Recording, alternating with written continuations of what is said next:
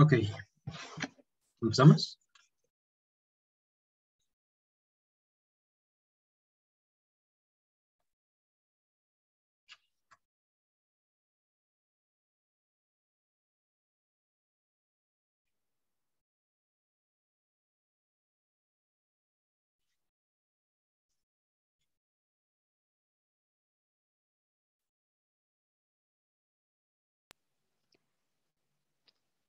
Bueno, hoy vamos a revisar el análisis del relato que hizo Gerard Genet, pero antes vamos a ver primeramente quién es Gerard Genet.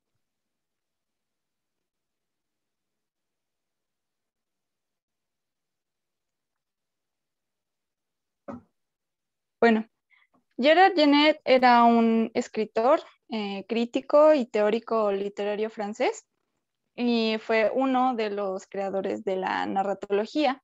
Nació un 7 de junio de 1930 en París, Francia, y muere un 11 de mayo de 2018 también en París, Francia.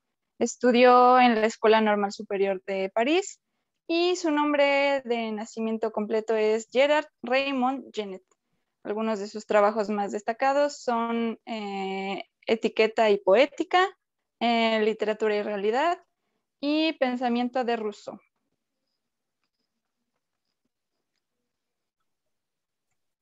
Genet desarrolla un esquema narrativo conocido como terminología narrativa.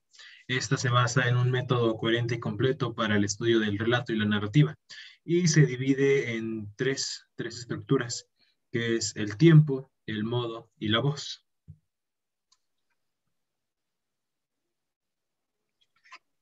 Bueno, el orden temporal. En este orden temporal hay dos tipos de relato, que puede ser el relato lineal, en el que los acontecimientos pasan, por decir, 1, 2 y 3, o A, B, C y D, por poner ese ejemplo. Y el relato fragmentado es cuando justamente no pasa en un orden, sino es 1, 3, 2 y así, ¿no? Por ejemplo, no sé si se acuerdan de la película de La Piedra de los Deseos, que va contando los episodios de manera alterada. O otro ejemplo muy claro, pues Tarantino.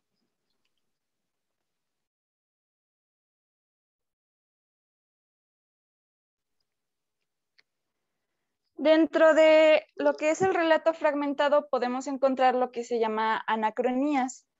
Y las anacronías son la analepsis y la prolepsis.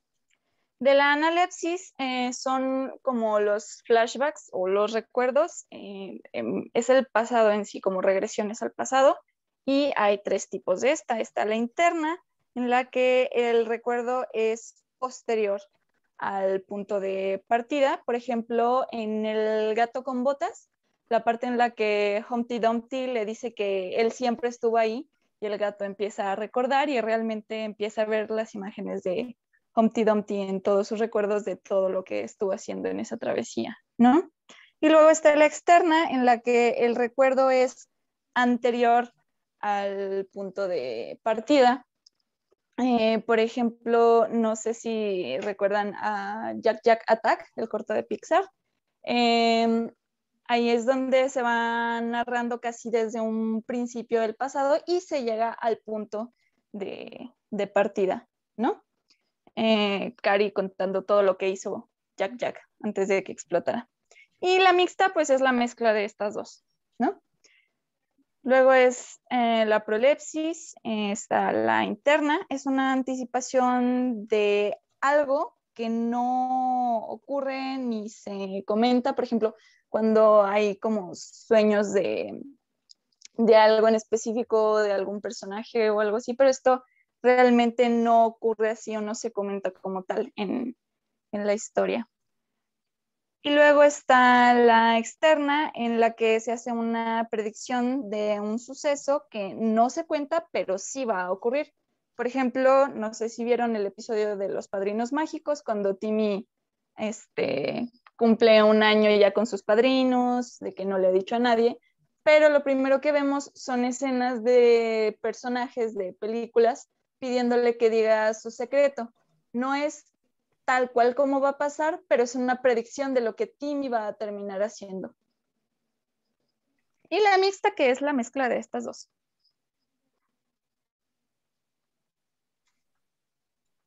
Como otra subdivisión del tiempo narrativo, encontramos la duración, la cual, bueno, la duración es la relación entre el tiempo que ocurre dentro de la historia y el tiempo de extensión del texto, o a lo que sugiere el tiempo en que tarda un lector en leer un texto. Por ejemplo, no sé, podrían en el texto narrar un suceso que tarda 2 años en un capítulo, y un lector podría leer ese capítulo en media hora. Entonces, pues es incalculable la relación tal cual. Aunque hay una relación, no es calculable, pero sí hay como formas de separarlas, de ver esas variantes de ritmo dentro del texto, las cuales son llamadas anisocronías, y son 4: pausa descriptiva, escena, sumario y elipsis. La pausa descriptiva es un momento en el relato en el que se frena como las acciones para empezar a contar algo que va a servir o que puede ser significante dentro de la historia. Una pausa descriptiva podría ser en la película de Nemo, cuando Nemo está en la pecera del dentista y conoce al pez ángel, a Gil, que él le cuenta el plan de escape y tal cual pasan las imágenes de cómo están escapando, aunque todavía no va a ocurrir. Es un plan y es una descripción de lo que pueden hacer o de lo que están planeando. En la escena el tiempo corresponde pues básicamente al texto y a la velocidad en que se lee. Este no es absoluto ni es comprobable. Y puede referir a una conversación entre dos o más personas. Entonces eso es muy, muy fácil de ver en un texto, que es cuando hay guión de diálogo entre dos personajes, o una película podría ser cualquier conversación entre dos personas. Tenemos el sumario, que es un tiempo de relato que pues lo cuentan de una manera, y aunque en el relato pasan muchas cosas o mucho tiempo, pues la forma en que lo cuentan es muy, muy corto. Cuentan algo largo en un periodo breve de descripción. Podría ser la forma en que la hada madrina en Shrek 2 le dice al rey que el príncipe encantador cruzó infernales desiertos, montañas frías, cruzó el maldito el volcán de fuego donde estaba el dragón y todo eso, que es una escena completa dentro de la película, pero ella lo narra en menos de un minuto. Entonces, es algo extenso en un periodo corto de tiempo. Y la elipsis es cuando se indica que pasó un periodo entre un momento y otro, y aunque pueden decirlo o no, sabemos que pasó cierto tiempo. Cuando lo dicen, que dicen tanto tiempo después, es explícito. O cuando no dicen, pero dan a entender que es implícito. Por ejemplo, en La espada en la piedra hay una elipsis que es implícita, que es cuando Arturo saca la espada de la piedra, y todos se dan cuenta que saca la piedra, hay un oscuro, y de repente ya él tiene la corona, es en el trono, el Merlín ya no está porque se fue de vacaciones. Entonces nos dan a entender que pasó un tiempo, aunque no lo explican con palabras ni dicen, pasaron tantos años o tantos meses. Sí lo explican con ese cambio de transición, ¿no? Eso en cuestión a una película, pero en un texto puede ser lo mismo.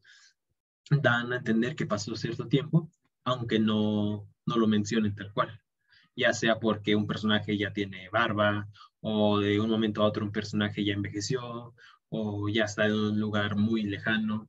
Entonces pasan, pasa el tiempo y lo marcan de esa forma.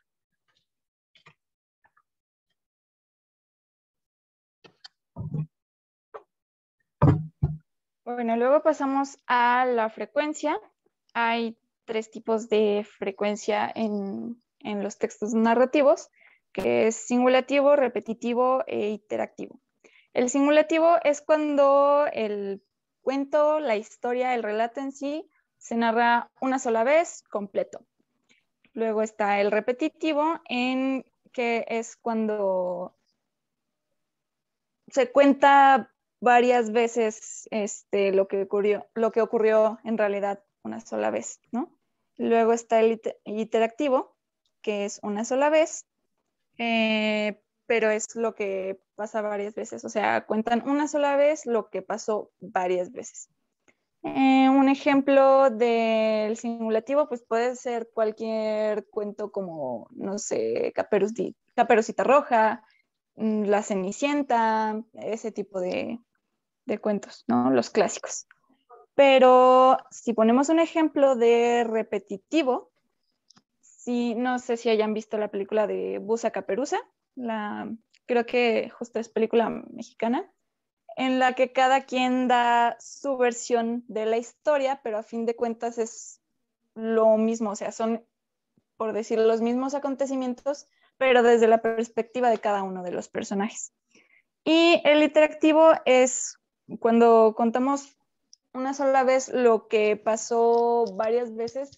Es como cuando cualquier personaje cuenta que hubo algún bucle dentro de su día, ¿no? O eso de el sueño dentro de un sueño, cosas así, pero el personaje lo narra una sola vez o el narrador lo cuenta una sola vez.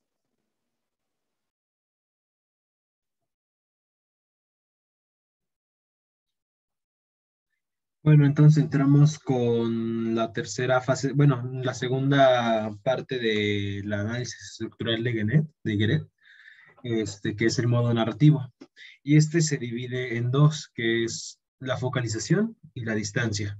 Pues ahora les voy a hablar de la focalización. La focalización tal cual es un ángulo de vista en el que el narrador nos cuenta la historia. Este puede estar implícito o no, pero nos está contando la historia desde cierto punto. Entonces, estos puntos son focalización cero, focalización interna y focalización externa.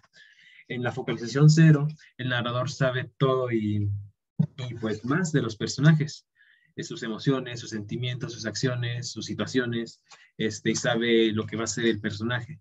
Entonces, la focalización cero es cuando hay un personaje dentro de la historia y está contando la historia a la par de que sabe todo lo que está ocurriendo. La focalización interna es cuando el narrador cuenta un relato por medio de otro personaje y se vuelve a la perspectiva inicial de este personaje. Es decir, cuando pues nos está contando, por ejemplo, yo estoy contando la historia de un amigo que, y estoy contando a través de él, pero el punto en la visualización inicial es la de ese amigo, todo lo que hace, todo lo que ha hecho, todo lo que va a hacer, todo lo que le ha pasado. Aunque es su punto de vista, yo soy quien está narrando esa historia a partir de los ojos de ese personaje. Y por último existe la focalización externa, donde el narrador nada que tiene que ver con la historia, pero sí conoce todos los personajes, él nos cuenta, sabe qué va a pasar y todo, aunque él no esté implícito en esa historia. Sería algo así como los cuentos de Navidad de Mickey, que el narrador empieza a contar con una voz de ocurrió en la villa de tal lugar donde un ratón muy simpático y empieza a narrar todo y el personaje, aunque es una voz en off, el narrador, perdón, es una voz en off, está narrándonos, vaya, y nos da a entender toda la historia, todo el contexto de la historia de Mickey en este caso. Y al final termina con otro diálogo. Y así Mickey pudo ser feliz en la Navidad, charala, charala. Olvidé darles un ejemplo de focalización cero. Es, por ejemplo, Pedro Páramo, ¿no? Él está narrando todo a la par de que sabe lo que va a pasar en su entorno. Esta frase inicial del texto, que dice, vine a Comala porque me dijeron que acá vivía mi padre, un tal Pedro Páramo. Entonces él es el personaje, él va a interactuar con los otros personajes, pero además de ser personaje es narrador. Y como nos está contando lo que está pasando, sabe qué va a pasar con los otros personajes.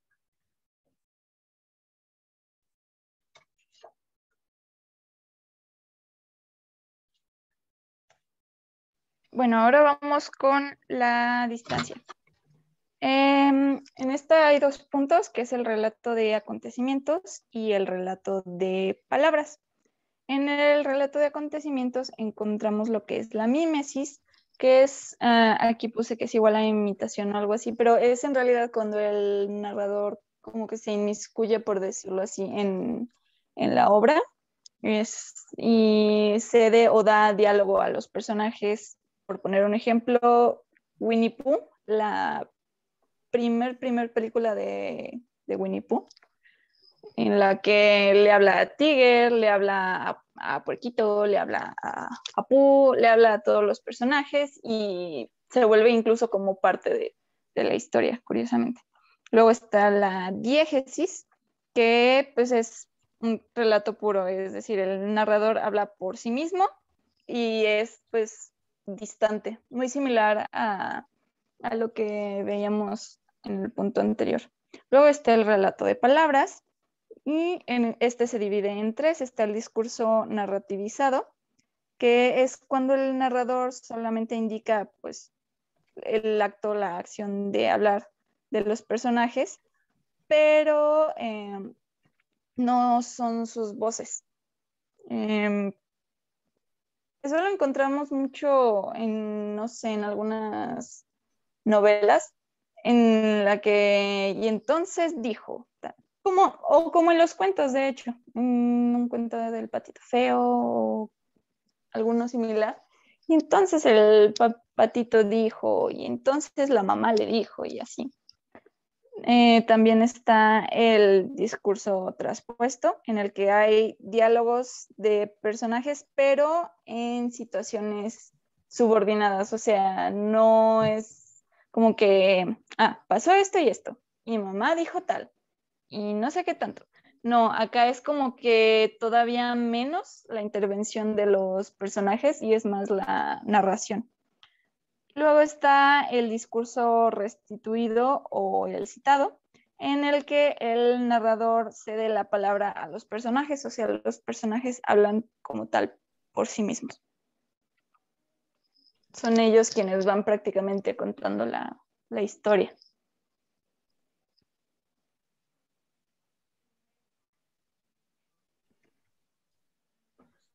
Bueno, por último entramos al último término de la narratología, que es la voz narrativa.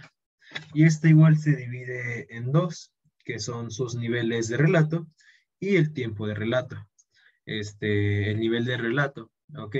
El nivel de relato y el tiempo del relato, son las divisiones en las que lo hace Genet, perdón, y las llama también niveles diegéticos a los niveles narrativos.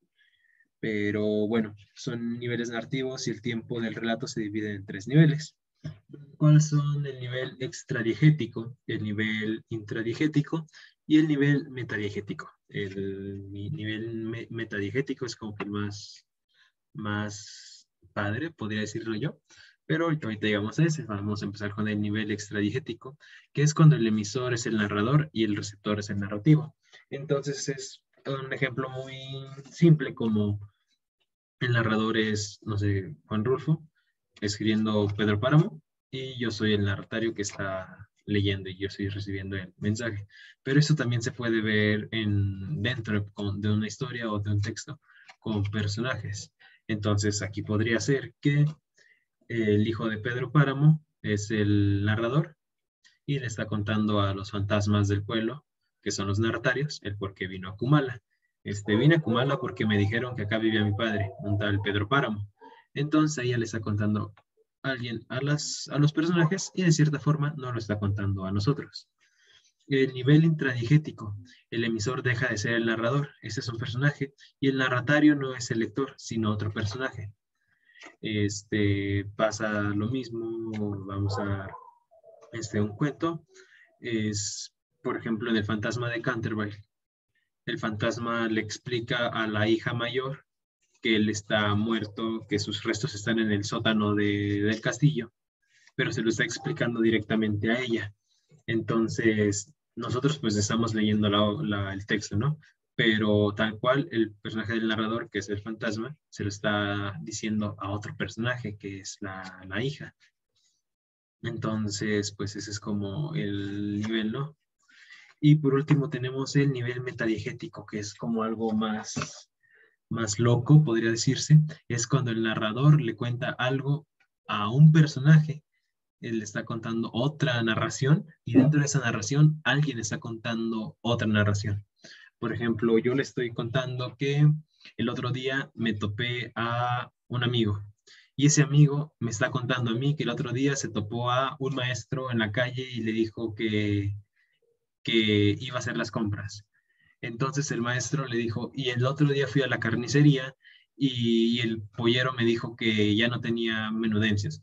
Y entonces ahí ya fue como él le dije y luego él me dijo y luego él me dijo, es como Inception, ¿no? Que es esta película donde hay mundos dentro de otros mundos, dentro de otros mundos, o como en este capítulo de Los Simpsons donde Homero está contando una historia y en esa historia Bart está contando otra historia, y en esa historia la maestra Krabappel está contando otra historia, donde Moe está contando otra historia. Son como varias historias contadas dentro de una historia. Entonces se crea un relato tercero, incluso un relato cuarto, incluso un relato quinto, dentro de un relato primero, que es el relato inicial.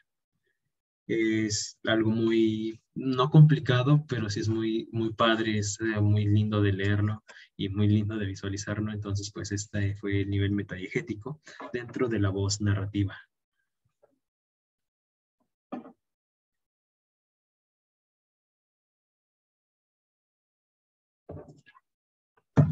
Ahora vamos con el tiempo del relato. Aquí podemos encontrar la narración ulterior, la narración anterior, la intercalada y la simultánea. La ulterior es cuando el hecho que se está narrando está pasando, en sí, tiempo presente. Y pues, es pasado y los verbos están más bien en pretérito. Las acciones están como ya terminadas, como pasó esto, hizo y comió y así. Luego está la narración anterior, que es más que nada en textos como proféticos o cuando se habla de sueños, en sí predicciones, ¿no? Como los oráculos de las obras griegas, el oráculo de Edipo o, ¿por qué no? También Wu Wei hablando de las visiones que tuvo en Kung Fu Panda, ese podría ser un ejemplo todavía más cercano. Intercalada es cuando está fragmentada y se ubica como en distintos momentos de la acción. Por ejemplo, en los diarios, las novelas epistolares. Un ejemplo, pues el diario de Ana Frank, que cuenta lo que le pasó en todo un día y tiene una fecha. Y la siguiente fecha nos damos cuenta de que es mucho tiempo después, pero en esa fecha escribe lo que le pasó durante toda una semana. A eso se refiere con la narración intercalada. Después está la simultánea, que es cuando la historia es contada en el momento en el que se desarrolla específicamente. La temporalidad de la voz es simultánea a la acción y los verbos están en presente. Así como ponen esto mucho en programas infantiles, así como de, no sé, el osito Paco está cansado, el osito Paco quiere ir a dormir, el osito Paco tiene que lavar los dientes, así. Ese tipo de cosas son las narraciones simultáneas.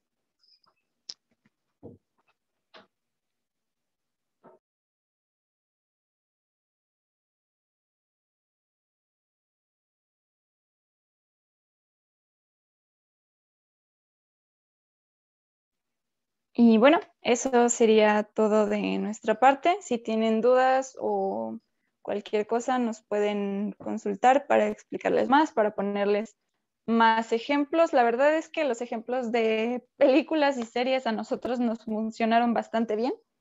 Y pues bueno, tuvimos que acoplar nuestros planes de presentación a una presentación virtual, pero pues esperamos que les sirva, les funcione y les haya gustado. Es todo por nuestra parte y pues espero sea una expresión que les pueda servir. Gracias. Gracias.